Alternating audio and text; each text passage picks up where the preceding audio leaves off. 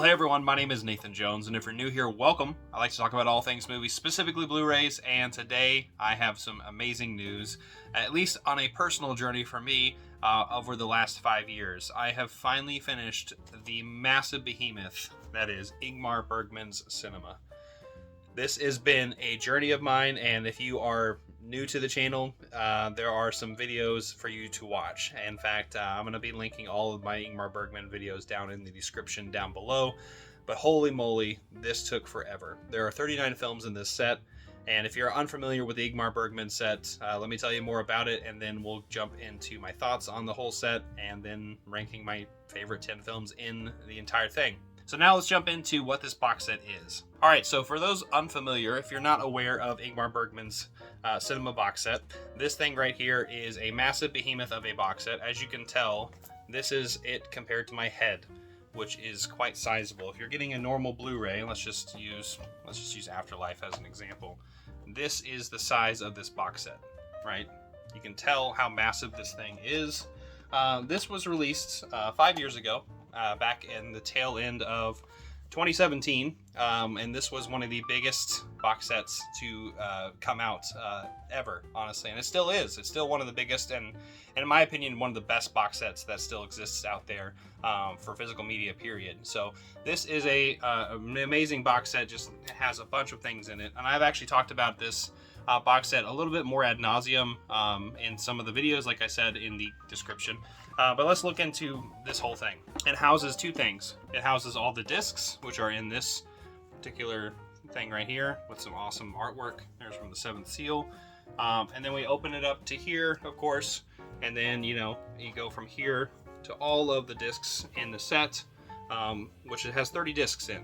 And there are 39 films in here. 2 of the discs are special features, and I had seen every single thing in here. So this is what this entire video is all about. So like I said, there are all the discs. There's 30 of them here, and then in here is the book that comes with it, which I've also read everything in here. It has various essays on each of the films. This entire box set is set up like a film festival, and if you're not familiar with one of those, more or less it's kind of just it's divided by days, and it's divided by opening night to closing night. So it's kind of meant to be a little bit random, but there's some themes, there's some thematic things going on in the films. Obviously, how this was all structured, it's not chronological. It is through a theme, right? And so these opening nights all the way to closing night. So in here it has all of the films by title, of course, and various things in here, from kind of the programmer's note to various essays in here based on the films in itself. So this is a very comprehensive and amazing piece of literature right here, because you just have a bunch of awesome, amazing stills from it, along with a bunch of artwork, or not artwork, but essays from various people in the community, and then also professors and authors and the like. So there's a lot of really great things invested into this entire thing, obviously with really fantastic photography as well. And at the tail end of this entire thing, once you have go through pretty much 200 plus things, you have the chronological order of the films right here, and then the discs itself and all the cast and crew. So there's a lot of things to go through with this, and I went through this over the last 5 years, and this was an amazing treat. So before we jump into my top 10 films from the Ingmar Bergman set, I do want to kind of talk about like why it took me so long, and honestly how it got me to where I'm at now.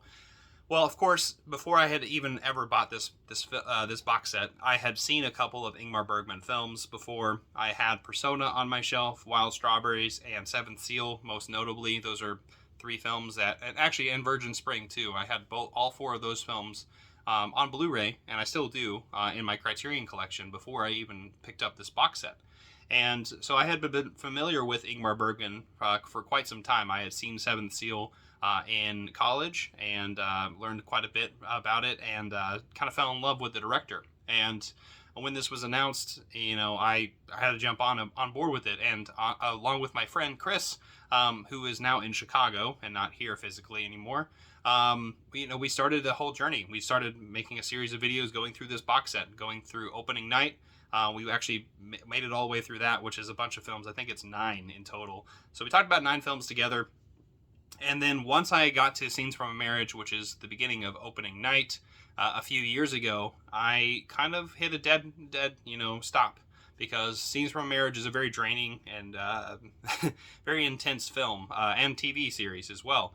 And I had watched both versions, and I was just exhausted, and I wanted to take a step back away from Bergman. Fast forward a couple years ago, I decided to jump back in it, and I watched Saraband, which is the last film that Bergman put out. Right after Scenes from a Marriage is kind of a continuation of that. And then I watched a few other films right after that, but once again, I got a little bit exhausted very, very quickly because I was getting really deep into kind of the more intense films that Bergman has put out. And I kind of just fell from the loop, and I kind of cut midway through Centerpiece 1, which it wasn't very far past what I had already gotten through. Fast forward to the beginning of this year, and actually at the tail end of last year, I was thinking about what I could do different to jump into my box sets, and I decided to tackle this box set. And I'm like, you know what? Starting at the very beginning of 2023, I'm gonna finish this box set, and I don't know how long it'll take me. I projected myself to do it in a month or two. And here we are about 2.5 months later. So I finished it.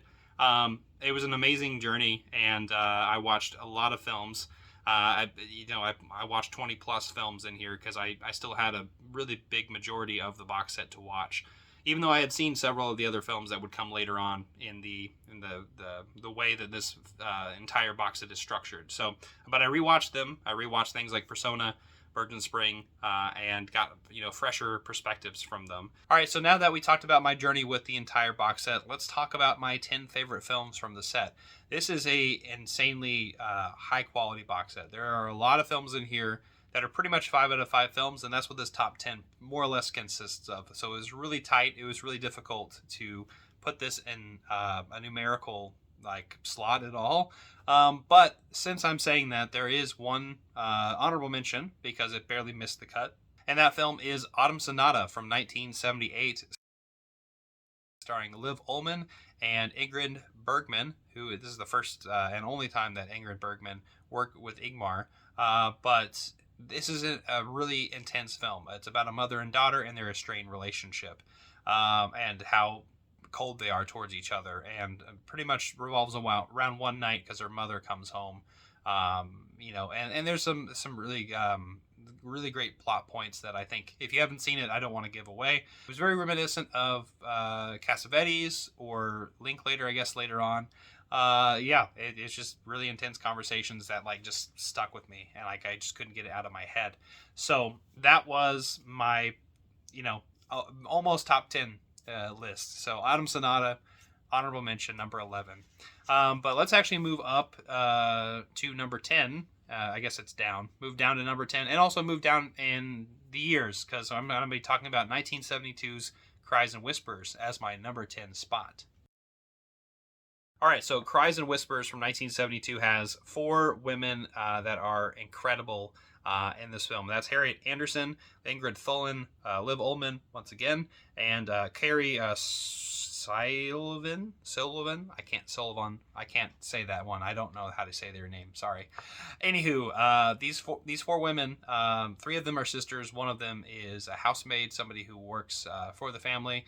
It's an intense relationship, and the lack thereof, I suppose. The hot and cold of these relationships, mostly cold. It's a very cold movie in the first place. There's a lot of death revolving around this, but there's a lot of themes in here as well around maternity and the relationships we have with each other, and whether or not we try to maintain those relationships or we just stop cold, right? Like I said earlier.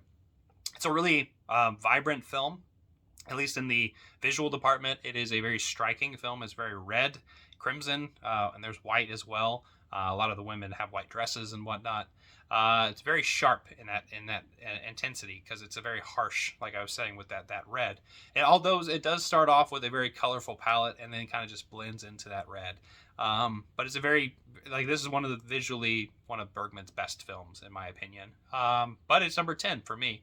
It's barely misses that 5 out of 5. And if you haven't seen it, prepare yourself for some really crazy sequences as well. They're very visually appealing, but also memorable.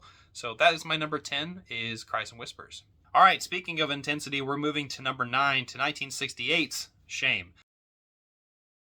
One of the most intense movies that Bergman has made, mainly because this was like thematically linked to the Vietnam War, where it actually had some footage in there, which was a little strange, but at the same time, there's a fictional war going on. I think it's a civil war that's going on in this kind of fictional world here. It's very similar to that. But you have Max von Sydow and Liv Ullmann as a couple who are trying to escape from the war entirely. But they get sucked into it, even in the countryside where they are. They're musicians, and they just try to stay away from it. And like I said, the war comes to them. It starts off in a very light tone, like oh, we're almost like in the Summer with Monica kind of tone, where we're just having a summer escape. One of those, I guess, Swedish summers that Bergman put out a lot of those types of films in it, and it slowly evolves into a very violent film, a very depriving film of humanity, right? And that's hence in the name Shame, and also, like I said, that those thematics for the Vietnam War and things going on at the time, actually, because that 1968, those are some intense years going on around that time, and just in the world in general. All right, so moving right along to number 8, this is actually going to surprise a lot of people. It's actually 1957's The Seventh Seal. The film that started this entire journey off for me, and Bergman in general. So it's one that is really near and dear to my heart. However, I have seen this movie quite a bit, so it'll fluctuate in my ranking of, going up and down. At the moment, right now, it's number 8, just simply because I think the films in front of it had maybe longer lasting impacts, at least at the moment right now, even though, like I said, Seventh Seal has been with me for a long time. And watching this film, this is a classic. If anyone needs to watch a Bergman film, this is one of the films I would recommend, of course, and start that journey off for people. It's an amazing film. It's a medieval knight who comes back from the Crusades and then meets death on the beach, and then more or less is trying to escape his fate by playing chess with him while he's trying to finish up some deeds to make sure that he can get squared away and maybe escape his fate in some way. And it's actually comedic as well.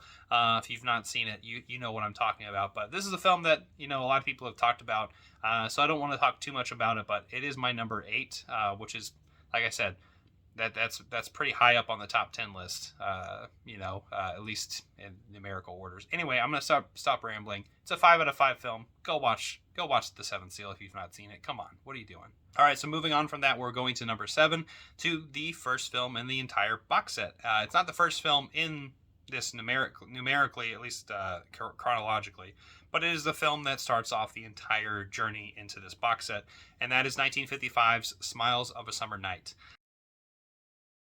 This is like a theater production mixed in with what Bergman would do in his films, and I love the combination. I love the cast and crew in this. This has a lot of people in it. In fact, let's see: Ulla Jacobsen, Eva Dahlback, Harriet Anderson, Margaret Karlvist, Gunnar Bronstrand. I can never say his name. Among a million people in here, and even B.B. Anderson plays a little role in here as well. So it is an amazing film. It's one that is comedic, it's romantic, it's got a lot of those light moments that Bergman, especially early Bergman, had plentiful, but I think he perfected it with this film, and this is actually why this film is the first film in the box set. It'll invite you in to this entire journey. It's definitely one of the happiest films in the set. Kind of ends with like like I was saying, the Shakespeare kind of way, as like a comedic romance film ends. All of them come together and they'll, make it out together and have their loving moments with each other. But there's a lot of quarrels in here as well, which would be a mainstay for Bergman and a lot of the films he makes about relationships between people. So, Smiles of a Summer Night, go watch it. It's the first film in the box set. All right, so now we're moving on to number 6, to a first-time watch for me, and that is 1961's Through a Glass Darkly, which actually starts off the entire Faith trilogy that is not really necessarily linked, but links films that are thematically linked, and the loss of faith. That has Winter Light and The Silence as well, preceding this, right after Through a Glass Darkly. This film, though, really stuck with me. What I really love about this film is the location. It is set on like a remote island, beachside, and you really see a lot of the water and the location involved in this. But it's really about four people and the relationship, and then the struggling mental illness that goes through with Harry Anderson's character, who is phenomenal in this film. And that's actually one of the reasons why this entire thing is so high up, is because that last half of the film really is striking. It is so memorable. The descent that happens in here, but there's also really strong performances, of course, by Max von Sydow and Gunnar Bjornstrand, as well as Lars Pasgard, which are just the four people in the film. So there's a very small cast, but it's such a memorable film that with such an intense message about faith and then mental illness, that I think it deserves a place on this, and it's one that just keeps me thinking about what's going on in the film. And there's a pretty crazy sequence in here as well. So anyway, that's why it is on this list and why it's so high up. All right, so now we're to the top 5, which is an intense top 5, I tell you that. And we'll talk about the 5th one right now, which is both a TV and film version. And this is from 1982 and 1984, respectively. Maybe backwards. The television series, I think, came out later. But it is Fannie and Alexander, the late masterpiece that Bergman put out. Kind of a culmination of his entire, filmography. I think it really does is a nice send-off for he transitioned to theater a little bit more later on in his career. This film is really about Alexander. Fanny is there as well, but this movie is an epic about a family that, it almost feels like a really wonderful Russian play. Love and betrayal and also youth. And like I said, Fanny and Alexander growing up in this very damaged environment. At least it becomes damaged. It was not formerly. So there is a family, a really big family of brothers and wives. They're all in the theater themselves. They're all hanging out with each other all together. And then suddenly, Fanny Alexander's father passes away pretty early on in the film. And then from there, his mother marries a priest who is very demanding and demeaning and kind of abuses the children. Definitely, does abuse the children. And it's really about those relationships and escaping that for Bergman. And through this film, too, it's a really personal one for Bergman because you can kind of see Bergman talk about his childhood behind the scenes in the essays and whatnot, talking about his childhood himself and how he dealt with several things that would really be kind of talked about in this film to begin with. So it's also a unique one, too, because it really does focus on Alexander and his perspective, where a lot of his films have the feminine perspective, which is fantastic. But it is interesting to kind of see this little boy and his perspective, and you see that in The Silence as well, and slightly in Persona, I suppose. But it's an incredible film, and this is the reason why it's here, is because it's an epic, it's a nice send off for Bergman, and it deserves to be seen. I recommend the TV version. That's the better version. You get more out of it. So 5.5 hours or something like that. Anyway, that's number 5. All right, now we're to number 4 from 1960. It's The Virgin Spring. This is a film that once you watch it, you can't forget it because it has, honestly, one of the most disturbing things I've ever seen on film, or at least just the deed of this entire film is pretty nasty. Or what's implied. I guess you don't see everything, which is great. But this is a film that is set in the medieval times about a small family that lives kind of at the countryside and they do a meager and modest thing near a mill. And the daughter, once she's going out and trying to gather some food for her family one day, gets in trouble and gets raped and killed. And then there's a revenge plot that happens in it as well. That's a really poor, probably, way of describing the film, but it is such a memorable film. There are several things about this film that really kind of stand out. Sven Nykvist took over for Gunnar Fischer, who was the cinematographer before for Bergman for quite some time. And this was the start of Sven's career with Bergman, who really stuck together, and I honestly teamed up really, really well. And there's a lot of striking imagery in this film in particular that it's one that, like I said, it's a gut punch every time I watch it because of what happens in the film. At the same time, it's a film that is, like I said, it's very remarkable in the sense of what images are captured in your mind, even the ones that you can't see. So that is my number 4 pick. That is The Virgin Spring. All right, so now we're down to the top 3, and this next one is very much like Fannie and Alexander. It has a TV version and also a film version. I recommend the TV version. And also, just very much like Autumn Sonata, has some really intense conversations. And I know I've said the word intense so many times, you could probably make a drinking game out of it. But I'm talking about Scenes from a Marriage. Like I said, the aforementioned TV version is the one that I like the most, but it is a couple, Liv Ullmann and Erland Josefsson, that you see the various ebbs and flow of this relationship, the hard times that they're going through, the sweet times that they're going through, the infidelity that's happening with both of them, who they're seeing, what they're doing, all in these locations where it's pretty much these just different episodic spots, moments in their relationships that they are either pausing or something really intense happens, and that just keeps going back and forth with each other. But it is such an amazing film, just from the sheer fact that it almost feels like almost like a theatrical production mixed in with film itself. And I've mentioned that several times on this channel, that I love films that are kind of all in one location, and honestly, this is one of the best. And Scenes from a Marriage is one of the I think, greatest accomplishments from Bergman, and I highly recommend people check this one out. So number 3, Scenes from a Marriage. Check out the TV version. All right, at number 2 is a film that is the cover of the entire box set. I'm talking about Persona from 1966. Persona has, like I said, this really intense imagery in this box set right here. That is from Persona. I mean, this is probably the best, objectively best film from Bergman, I would say. But for me, there's one film that just barely goes above it. That's just personal for me. But Persona is about 2 women.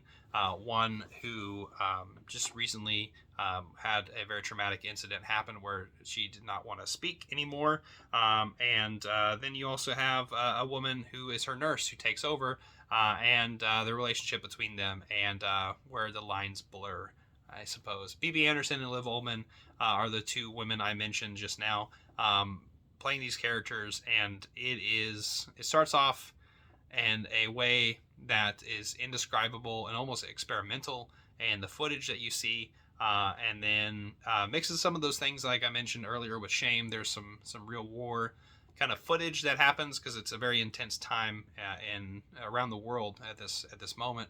But it's about that isolation, the personalities that are involved with it, and then whether or not we can see are not our true selves within other people, and project how we project with other people. There's a lot of things going on in this movie, and I know this movie has been talked about so much from so many different people. A lot of people have different interpretations from it, but it's a masterpiece. That's why it's number 2. It's that damn good. So anyway, Persona, that's my number 2. All right, so what could be my number 1? I'm sure if you know me, you could probably guess what it is. It's a film that I had seen very early on in my Bergman journey. I actually already mentioned it early on at the very beginning of the film. One of the four films I had before I got the box set, and that is 1957's Wild Strawberries. almost said the Wild Strawberries. It's just Wild Strawberries. And this is an amazing film dedicated to a mentor of Bergman's. In fact, Victor Solstrom, I can never say his name correctly, who plays Professor Isaac, is a retiring professor who is getting an award finally for something that he's done.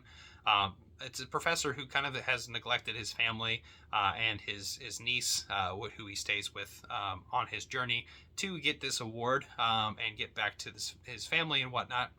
But it is a really, really sweet and it's so hard to describe why I love this film so much. I think it's because as somebody who focuses a lot on his accomplishments, I try to focus on a lot of that myself and the day-to-day stuff that I do and the education that I went through, and also just the work that I do. I really I don't talk about it much, mainly because obviously that's stuff that's going on in my world. And for Wild Strawberries, how that resonates with me is I don't want to end up like Professor Isaac, where I'm just focusing on a lot of the materialness of what's been happening in my life, what the accomplishments, the things that I've achieved, the things and places I've seen. It's more about the people that I've met and the people that I have maintained with relationships. And I think that's what is a really strong message in this film. It's a film that goes through that whole entire, maybe I should be a little bit more reflective of like the people that I've been around, the people that I encounter and I interact with, and what I can do to stay true to myself, but at the same time really care for the people that love me and care about you. So anyway, suffice to say, that's what Wild Strawberries means a lot to me. It's a film about an old man who is just going through his life and kind of being in a very hollow way, and learns to love his family again and really learn how to figure out his relationships that he has kind of just left to the wayside. And but there's a lot of comedic moments in here that I really love about it, and it's got that combination of lightheartedness plus relational discussions that I find very captivating with Bergman. So with that being said, that is my top 10 films from Ingmar Bergman. What about your favorite 3? I want to know, do you have a top 10? You could do that too if you want. Let me know in the comment section down below. But I want to say thank you all so very much for checking out this video. It's a long one, but it's a film box set that I wanted to talk about for a long time. It's a thing that I am so happy that I went through and checked out. I'm going to be returning to a lot of the films in this box set, but it really is, hopefully, and when you watch this, I hope this is inspiring for you to finish this box set if you've not seen it all, or finish another box set that you have in your own collection that you've started off. And I hope it's a little inspiring. So anyway, I want to say thanks all so much for checking this out. Give it a like, comment down below, share, hit the notification bell, subscribe, and I will see you next time. I'm not jonesing around.